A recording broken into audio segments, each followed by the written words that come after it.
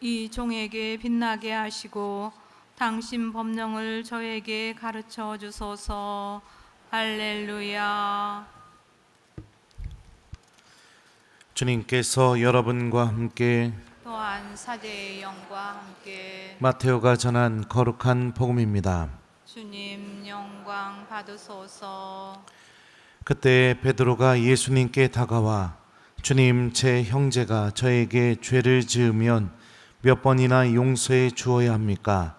7번까지 해야 합니까? 하고 물었다. 예수님께서 그에게 대답하셨다. 내가 너에게 말한다. 7번이 아니라 77번까지라도 용서해야 한다. 그러므로 하늘나라는 자기 종들과 셈을 하려는 어떤 임금에 비길 수 있다. 임금이 셈을 하기 시작하자 10,000달란트를 빚진 사람 하나가 끌려왔다. 그런데 그가 빚을 갚을 길이 없었으므로 주인은 그 종에게 자신과 아내와 자식과 그 밖에 가진 것을 다 팔아서 갚으라고 명령하였다. 그러자 그 종이 엎드려 절하며 제발 참아주십시오. 제가 다 갚겠습니다. 하고 말하였다. 그 종의 주인은 가엾은 마음이 들어 그를 놓아주고 부채도 탕감해 주었다. 그런데 그 종이 나가서 자기에게 100데나리온을 빚진 동료 하나를 만났다. 그러자 그를 붙들어 멱살을 잡고 빚진 것을 갚아라 하고 말하였다. 그의 동료는 엎드려서 제발 참아주게, 내가 갚겠네 하고 청하였다. 그러나 그는 들어주려고 하지 않았다. 그리고 가서 그 동료가 빚진 것을 다 갚을 때까지 감옥에 가두었다. 동료들이 그렇게 벌어진 일을 보고 너무 안타까운 나머지 주인에게 가서 그 일을 죄다 일렀다. 그러자 주인이 그 종을 불러들여 말하였다. 이 악한 종아, 내가 청하기에 나는 너에게 빚을 다 탕감해 주었다. 내가 너에게 자비를 베푼 것처럼 너도 내 동료에게 자비를 베풀었어야 하지 않느냐. 그러고 나서 화가 난 주인은 그를 고문 형리에게 넘겨 빚진 것을 다 갚게 하였다. 너희가 저마다 자기 형제를 마음으로부터 용서하지 않으면 하늘의 내 아버지께서도 너희에게 그와 같이 하실 것이다. 예수님께서는 이 말씀들을 마치시고 갈릴레아를 떠나 요르단 건너편 유다 지방으로 가셨다. 주님의 말씀입니다. 그리스도님 찬미합니다. 오소서 성령님, 내가 너희에게 자비를 베푼 것처럼 너도 내 동료에게 자비를 베풀었어야 하지 않느냐. 안녕하세요. 예, 오늘 예수님 말씀 참 부담스럽죠? 아닌가요? 예, 세상에 용서하는 거 좋아하고 쉬워하는 사람, 쉽게 생각하는 사람은 아무도 없을 겁니다. 그런데 우리가 기억해야 될 사실은 하느님의 모든 말씀은 나의 구원을 지향하고 있다는 점입니다. 그러니까 이거 실천하지 않으면 큰일 납니다. 큰일 나요. 예. 예수님이 오늘 마지막에 이렇게 말씀하십니다. 너희가 저마다 자기 형제를 마음으로부터요 용서하지 않으면 하늘의 내 아버지께서도 너희에게 그와 같이 하실 것이다. 그러니까 용서해 주는 것은 단순히 내 기분이 풀어지고 이 정도 차원이 아니라 내 구원하고 직결되어 있는 문제라는 거죠. 그러니까 마음에서부터 내가 용서하는 삶을 실천하고 살아야 됩니다.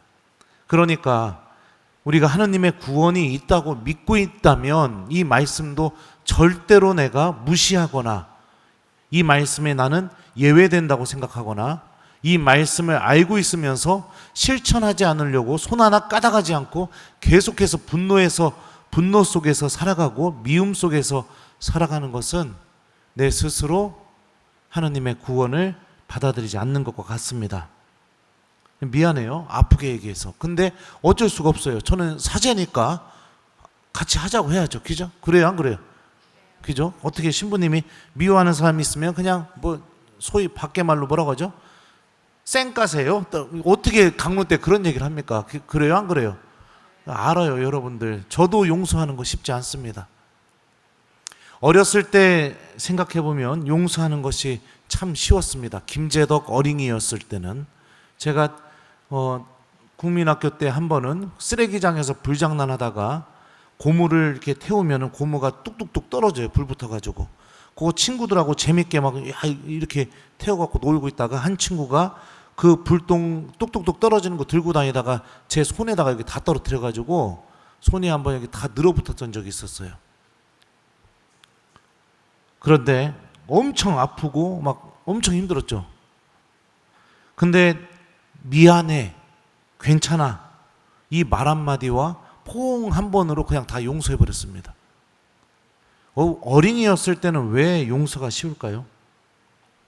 지금 곰곰이 생각해보면 이거 다쳐가지고 막 여기서 터져나오는 분노보다 그 친구가 저에게 소중했기 때문에 그랬기 때문에 용서했던 것 같아요. 그래서 예수님도 우리가 그러죠. 어린이와 같은 마음을 갖지 않으면, 어린이처럼 되지 않으면 하늘나라에 들어가기 어렵다고 얘기하시는 이유가 그런 이유이지 않을까 그런 생각이 듭니다. 그런데 어른이 되면서부터 용서하기가 어려워집니다. 제 자신의 경우를 보면 왜 용서를 하지 못하고 있는가, 왜 이렇게 분노 속에 빠져 있는가, 이걸 생각해 보면 그 사람이 나에게 했던 말, 그 사람이 나에게 주었던 상처, 그 사람이 나에게 저질렀던 죄, 이것만 계속 보고 있습니다. 저 같은 경우는 곱씹고 곱씹고 또 생각하고 곱씹고, 그러고 있더라고요. 어렸을 때는 이 다친 팔도 봤지만 이걸 다치게 한 그 친구와 나의 관계도 볼 수 있었는데 어른이 되니까 그게 안 보이기 시작하는 겁니다. 그냥 나 아프게 했던 거, 나 망신당하게 했던 거, 나 무시해버렸던 거, 이것만 계속 붙잡고 있더라고요. 그러니까 용서가 불가능해지더라고요. 용서하다라는 이 그리스 말은요, 원래 사전적인 의미가 용서하다의 의미도 있지만 첫 번째 의미는 가게 내버려두다, 지나가게 하다, 떠나보내다, 이런 의미를 갖고 있어요. 그러니까 우리가 무엇인가를 용서한다는 것은 붙잡고 있지 않고 그게 나에게서 떠나가 버리게 내가 놓아주는 것이 바로 용서한다는 것입니다. 오늘 복음을 보면 10,000달란트를 빚진 종은 주인에게 탕감해 달라고 엎드려서 제발 좀 참아달라고 그렇게 호소합니다. 그러자 주인은 이런 선택을 합니다. 그 종의 주인은 가엾은 마음이 들어 그를 놓아주고 부채도 탕감해 주었다. 여기서 탕감해 주었다라는 이 의미로 사용된 이 그리스 말도요, 용서하다의 의미로 사용된 그리스 말과 같은 단어입니다. 탕감해 주는 게 용서해 주는 거예요. 똑같은 단어가 쓰였어요. 주인이 10,000달란트를 탕감해 줄 수 있었던 이유는 10,000달란트만 바라보고 있었으면 절대로 탕감 못했을 겁니다. 그죠? 그런데 자기 앞에 엎드려서 용서를 청하고 또 기다려주기를 청하고 자비를 청하는 그 종의 모습을 봤기 때문에, 그 모습을 바라보고 있었기 때문에 10,000달란트를 붙잡고 있지 않을 수가 있었겠죠. 하나님은 우리가 죄를 고백할 때마다 항상 이 모습처럼 우리들을 대해주고 계십니다. 부끄러운 마음, 어떻게 고백할까 말까 망설이는 마음, 그럼에도 불구하고 그 죄가 갖고 있는 악의 힘에 지지 않고 고해소로 들어와서 신부님 눈치 보면서 이야기할까 말까 막 이러다가 탁 꺼내는 그 모습을 바라보시면서 우리들을 용서해 주시는 거예요. 내가 지은 죄들을 다 붙잡고 있으면서 너 이것도 죄졌지, 너 이것도 죄졌지, 이게 아니라는 겁니다. 내가 누군가를 용서하지 못하는 이유는 뭐냐면 붙잡고 있기 때문입니다. 그 사람이 했던 말, 그 사람이 나에게 했던 행동, 그 사람이 나에게 줬던 상처, 이거를 붙잡고 있기 때문에. 그 모습이 오늘 10,000달란트를 탕감받은 종의 모습에서 그대로 드러납니다. 그러나 그는 들어주려고 하지 않았다. 그리고 가서 그 동료가 빚진 것을 갚을 때까지 감옥에 가두었다. 뭐 때문에 가두었어요?